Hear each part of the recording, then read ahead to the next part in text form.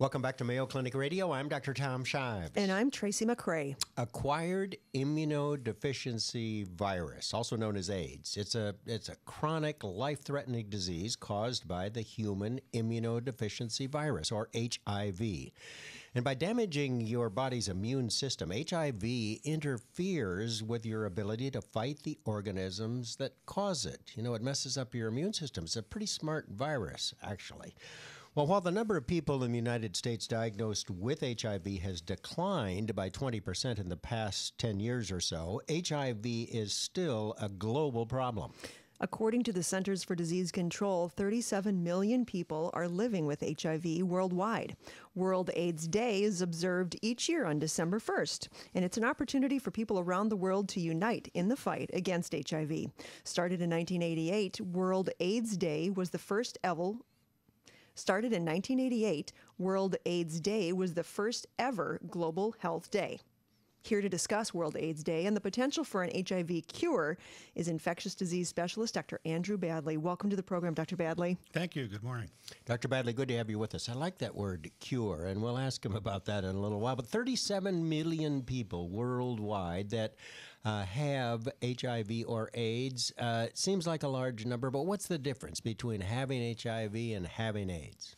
So the difference between having HIV means that the virus is in your body, and it may or may not yet have done damage. By the time that your immune system is sufficiently impaired that you reach an arbitrary threshold of 200 CD4 T cells, that's when we call it AIDS. 200 what did you say? CD4 T cells, which are the... And you can measure that in the blood? We can measure that in the blood, and that's easily measured around the world in many labs.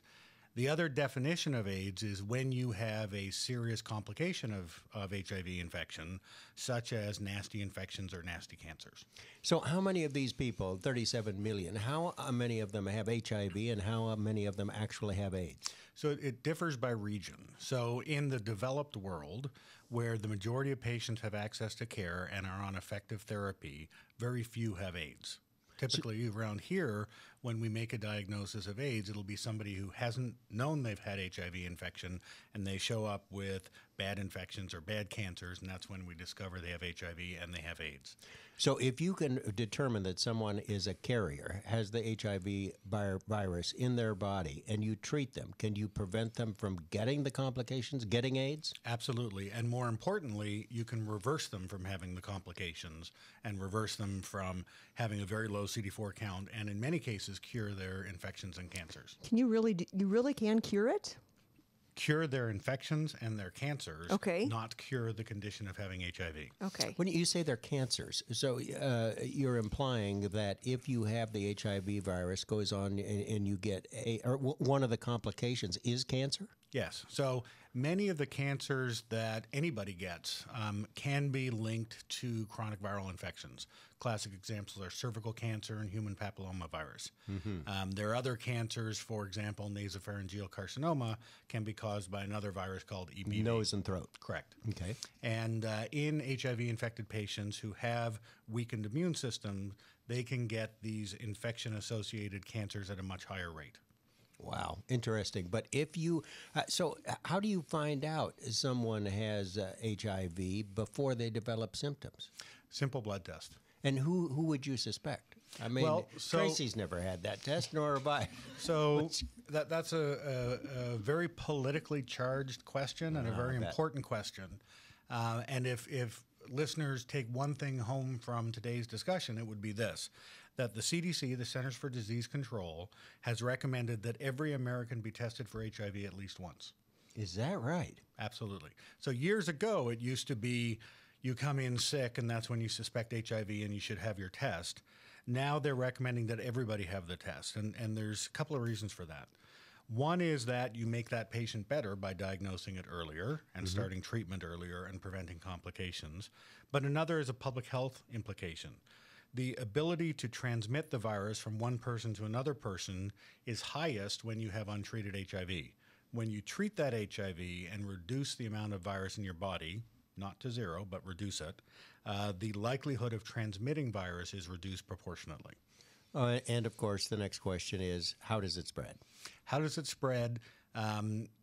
many different ways, but the predominant ones are through blood contact or sexual transmission. We've also had reports of it transmitted through organ transplantation and rare reports of somebody who's had lots of skin lesions and cracks and eczema and touching infected material and having an infection through that way. But the dominant way is exchange of blood products, either therapeutically, as in hemophiliacs 25 years ago, or sharing needles where blood is transferred with using that needle for intravenous drug use or sexual practices. In 1988, when it was the first World's AIDS Day, in the mid-'80s, people were just terrified. And there was hysteria. People were terrified of it. So I know that's one of the things that have changed over these 30 years, almost 30 years. But what else has changed? Oh, a lot has changed. So I remember seeing my first HIV-infected patients as a medical student in 1984. And you're right, there was absolute hysteria. Going into that room, everybody was gowned and gloved, and the cafeteria tray that went into that room was autoclaved before it came out, and that's because we really didn't know anything. Now we know how to diagnose it at very, very early stages, even before your immune system recognizes it. We know we have 20 or 30 different drugs that treat HIV. We know what combinations of those work best together. As with any drug development process, you start off with a drug which is pretty good. It's better than what you had, and then it's optimized over time. And our drugs now are very, very optimized. Many of them you can take once a day, so it's pretty easy. Many of them are co-formulated, which means you have 2 or 3 active drugs together in one pill. And what that functionally means is for many HIV-infected patients, they can take one pill once a day and be effectively treated for HIV. If someone today has AIDS, develops symptoms from the HIV virus, and you treat them, do those patients still die? Rarely. Really? And what did they used to die of? They used to die of 2 things. One is the infections or cancers that come along with advanced HIV infection or AIDS. We weren't able to get control of it. The other thing that they used to die of is when you have whole body infection with HIV that you can't control with medicines, a lot of cell products and things are released, and you have low-grade fevers and chills and sweats, and that condition was called HIV wasting syndrome. And people would actually die of uncontrolled HIV infection or HIV wasting syndrome. Today, that doesn't happen if you have access to therapy and you can afford therapy and you take therapy. And it's important that there's 3 steps there: access, affording them, and taking them. All right, World's AIDS Day, what's the big message you want to get out? HIV needs to be diagnosed better so we transmit it less. There are effective therapies for HIV that in North America, thankfully, everyone can gain access to. The therapies for HIV are insufficiently available around the world. If we could get them into the developing countries and the resource-limited settings, we do a lot to stem the spread of HIV. Treatment is prevention. If you start HIV treatment in a population, the number of new cases that you see goes down.